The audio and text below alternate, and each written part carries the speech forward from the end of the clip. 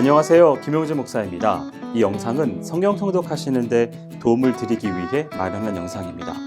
통독을 하면서 익숙하지 않은 배경과 내용들로 인해 어려움을 겪는 성도분들이 조금이나마 도움이 될까 싶어 마련한 것인데요. 조금만 관심을 기울이시면 읽으시는데 유익이 있을 겁니다. 그럼 오늘 읽을 부분에 대한 안내를 해드리겠습니다.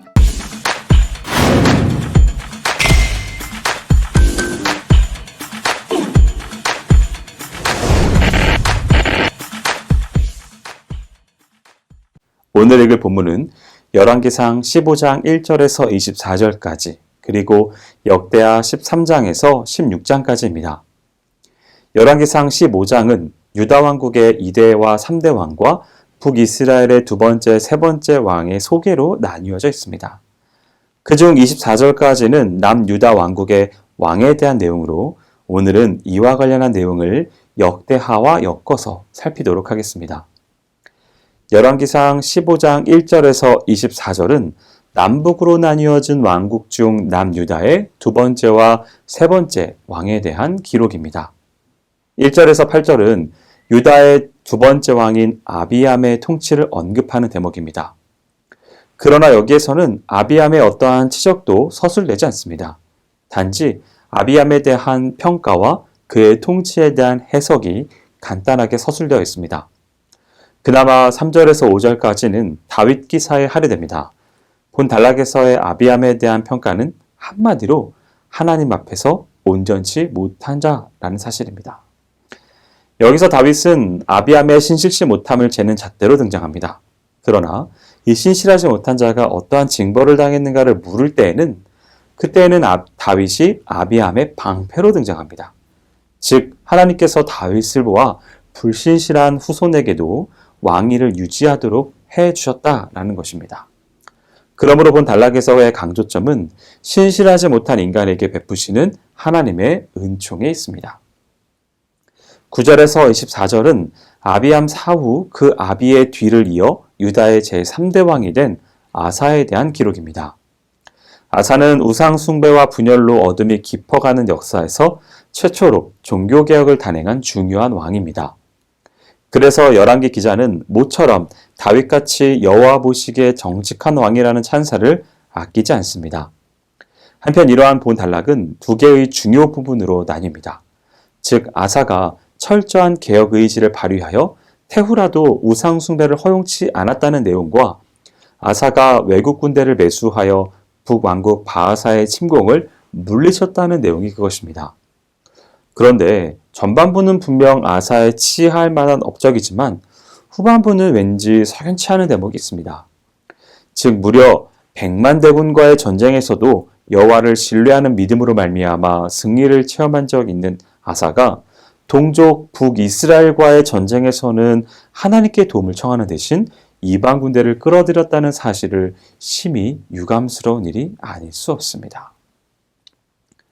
역대하 13장은 유다의 제2대 왕인 르호보암의 아들 아비야가 이스라엘의 여로보암과 전쟁한 사실을 묘사하고 있습니다. 참고로 열왕기상에서는 아비암으로 명명되어 있습니다. 1절에서 12절은 아비야와 여로보암이 전쟁을 하기 위해 대치한 상황을 언급한 대목과 전쟁 전에 아비야가 전쟁 중지를 권한 장면을 그리고 있습니다. 이를 통해 저자는 당시 분열왕국 초기 남유다와 북이스라엘 사이에 전쟁이 빈번하게 있었음을 나타낸과 동시에 이러한 혼란의 시기 속에서 남유다가 어떤 신앙의 자세를 갖췄는지에 대해 암시하고 있습니다. 아비야는 그의 긴 연설에서 북이스라엘의 백성들의 우상을 숭배하는 것, 성직자를 추방하는 것, 성직을 매매하는 것 등을 신랄히 공격하고 난 다음 남유다 백성들의 정기적인 제사와 하나님의 계명 준수를 내세우고 있습니다. 이에 근거해 볼 때 이 전쟁은 표면적으로는 군사적인 충돌이었지만 이면적으로는 타락한 종교 대 참 여호와 종교의 전쟁이었다고 할 수 있습니다. 또한 아비야는 소금 언약에 근거하여 다윗 왕조의 정통성을 주장합니다. 그리고 그는 여로보암의 반역을 하나님과 다윗이 맺은 영원한 언약을 배반한 것으로 반박하고 있습니다. 이런 측면에서 그는 남유다를 여호와의 나라로 부른 반면 북이스라엘을 배교자의 무리로 부르고 있습니다. 13절에서 22절은 전쟁의 경과와 승리의 직접적인 원인, 그리고 승리의 결과 등을 그리고 있습니다. 즉, 본 단락은 유다가 하나님의 도우심을 힘입어 승리하는 대목을 그리고 그 전쟁의 결과로 주어진 유다의 강성과 북왕국의 쇠퇴를 기술한 후 아비야에 대한 기록 사실을 언급하고 있습니다. 이러한 내용을 담은 본 단락 또한 저자의 신학적인 의도, 즉 유다 왕국 전체에 대한 긍정적인 평가를 위해 사건의 해설을 달리합니다.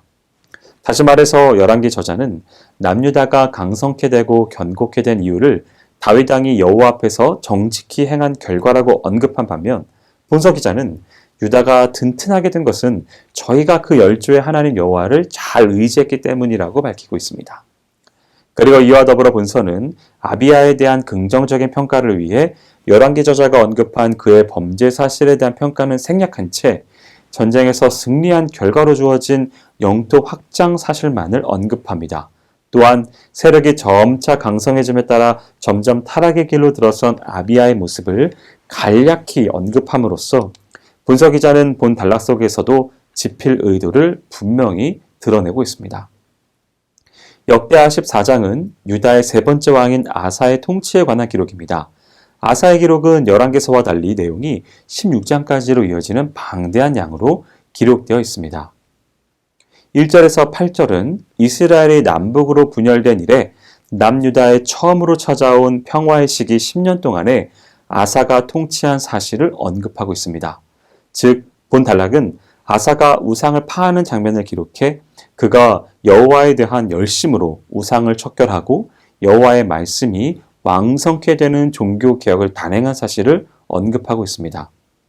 그리고 이러한 통치로 인하여 찾아온 하나님의 복으로 성읍들을 건축하고 국방을 튼튼히 하여 사방의 평안을 얻게 된 사실을 원인과 결과라는 차원에서 기록하고 있습니다. 솔로몬 말기 때부터 시작된 우상 숭배는 아사주기 시에는 거의 유다 왕국 전역에 횡행했습니다. 그래서 그는 즉위 초에 종교개혁을 단행하여 여호와 신앙의 순수성을 확립하고 우상 숭배자들의 회심을 촉구했습니다. 그의 종교개혁은 외적으로는 우상 자체를 파괴하고 내적으로는 백성들로 하여금 하나님의 율례를 준수하게 하는 것으로 특징 지을 수 있습니다. 9절에서 15절은 아사왕이 행한 종교개혁의 원인이 되어 나타난 복의 연속적인 결과를 그리는 대목입니다. 그런데 본 단락은 구스 사람 세라가 침입한 사건을 기록함과 동시에 그 전쟁에 대해 아사왕이 취한 신앙적인 태도를 언급하고 그 결과를 기술해 또 한 번 복의 원인과 결과라는 도식으로 역사를 정리하고 있습니다.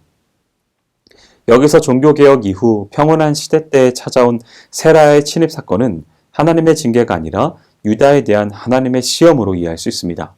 왜냐하면 실제로 유다 백성들은 소극적 의미에서뿐만 아니라 적극적 의미에서 행해진 종교개혁 이후 하나님의 법을 준행하고 있었고 전적으로 여호와를 신뢰하고 있었기 때문입니다. 그래서 본서 기자는 본 단락의 이러한 구성을 통해 평안의 시대에 찾아올 수 있는 하나님의 시험에 관한 문제와 그 시험에 어떻게 대처하느냐에 따라 그 결과가 주어짐을 나타내고 있는 것입니다.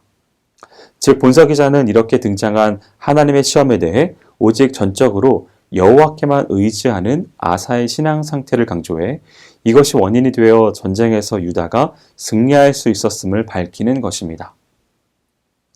역대하 15장은 유다의 내부에 존재했던 내적인 대적을 물리치는 장면입니다. 1절에서 7절은 선지자 아사랴가 구스 사람의 군대를 대파하고 돌아온 아사왕을 맞이하여 선포한 예언의 말씀을 기록한 대목입니다. 이때 아사랴가 선포한 예언의 말씀은 여호와를 찾는 일에 계속해서 힘쓰라는 내용이 요점입니다. 이는 하나님의 율법에 순종하면 복을 받고 반대로 하나님을 거부하면 심판을 받는다는 신명기적 사상이라고 할 수 있습니다. 본 단락에서도 아사랴는 백성들이 하나님의 약속에 근거하여 그를 찾으면 복을 받을 것이지만 반대로 배교를 하면 평화와 안정이 파괴되는 등의 혹독한 심판을 받을 것이라고 강하게 경고하고 있습니다. 그리고 하나님의 심판을 피할 수 있는 방도는 오직 심령의 변화를 통해 내적, 외적인 개혁을 단행하는 것뿐이라고 말합니다. 아사랴는 하나님의 진노를 서술한 후에 그런즉이라는 말을 삽입하여 종교개혁의 필연성을 강조함과 동시에 아사와 유다 백성들이 강력하고 지속적인 개혁을 단행할 것을 촉구하고 있습니다. 8절에서 19절은 선지자 아사랴의 훈계가 원인이 되어 아사왕이 재차 종교개혁을 일으키는 장면으로서 우상을 타파하고 언약을 새롭게 하는 대목입니다. 즉 아사랴의 예언이 하나님께서 하시는 말씀임을 믿었던 아사왕은 전쟁에서 승리하고 돌아오자마자 개혁 운동을 일으키고 언약을 새롭게 할 뿐만 아니라 우상 타파의 시범적인 행위로 모친이 섬기던 아세라의 목상을 찢고 은과 금과 기명들을 하나님의 전에 드렸습니다. 본 단락에서 언급된 개혁은 14장에서 언급된 제1차 개혁의 연속이기 때문에 그때보다는 지금의 개혁 운동이 내용면에 있어서도 더욱 심도 깊은 것임을 알 수 있습니다. 예를 들면 1차 개혁 시에는 이교적인 색채가 짙고 노골적인 우상들의 대대적인 파괴가 있었던 반면에 2차 개혁에는 가정의 수호신들까지 제거하는 근본적인 개혁이 시행되었습니다. 이와 더불어 본 단락에 나타나는 또 하나의 특징은 왕가 내부의 개혁까지도 시행되었을 뿐만 아니라 적극적인 의미에서 여호와의 단을 준수하고 아울러 은과 금과 기명들을 하나님의 전에 바치는 일들이 있었다는 것입니다. 역대하 16장은 아사의 그간의 행적과는 달리 그가 행한 실정을 다루고 있습니다. 1절에서 6절은 북이스라엘의 바하사로부터 침략을 받은 아사가 아람왕 베나닷과 동맹을 맺어 북왕국의 라마 건축을 저지한 사실을 기술하고 있습니다. 이러한 내용을 언급하면서 북이스라엘과의 당시 상황을 설명하고 바하사가 라마의 성읍을 건축하는 것에 대한 아사의 인간적인 대처 방법을 기술하고 베나닷과 북왕국과의 전쟁 결과를 기술하고 있어서 아사가 취한 인간적인 방법이 옳지 않았음을 나타내고 있습니다. 사실 일제기 아사는 세라와의 전쟁에서 하나님의 초자연적인 간섭으로 기적적인 승리를 경험한 바 있습니다. 따라서 그는 이번 전쟁에서도 하나님께 도움을 구했어야 마땅했습니다. 그럼에도 불구하고 그가 동족을 치기 위해 이방 적대 세력이었던 베나닷과 동맹했다는 것은 통치 초기와는 달리 그의 마음이 교만해져서 인간적인 자구책을 강구하기에만 급급하게 되었음을 보여주고 있습니다. 7절에서 14절은 아사가 범한 실정들이 계속 소개되고 있습니다. 그는 북이스라엘 바하사를 치기 위해 아람왕 베나닷과 맺은 동맹의 관계에 대해 하나님의 선견자였던 하나니가 책망하자 그를 핍박해 옥에 가두었습니다. 그리고 그의 말년에는 발병이 들어 하나님을 의지하지 않고 의원을 신뢰해 불신앙을 범하는 실정을 저지릅니다. 아사는 하나님의 섭리에 어긋난 행동을 함으로써 여호와를 망령되게 하였습니다. 하나님께서는 항상 당신의 뜻을 위하여 자기 백성들을 부르십니다. 그러므로 그 뜻대로 부르심을 입은 성도들은 항상 여호와께 의지하여 그 뜻을 행하기를 힘써야 합니다. 그런데 아사는 이 일을 소홀히 함으로 인해 여호와의 영광을 드러내지 못하고 오히려 원수가 좋아할 일을 행함으로 여호와를 망령되게 하였습니다. 아사는 자신의 정당성을 주장하고 자기 죄를 은폐하기 위해 선견자 하나니를 옥에 가두어 버렸습니다. 그러자 백성들 중에서 몇몇이 이 일을 알았고 왕에게 항의하자 아사는 그런 불만을 공공연하게 드러내지 못하도록 하기 위해서 그들을 학대하여 억눌러 버렸습니다.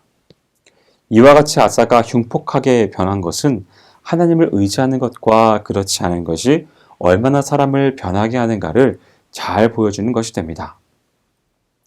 여기까지 열왕기상 15장 1절에서 24절까지 그리고 역대하 13장에서 16장까지 성경 통독을 하실 때 도움이 될 만한 내용을 전해드렸습니다.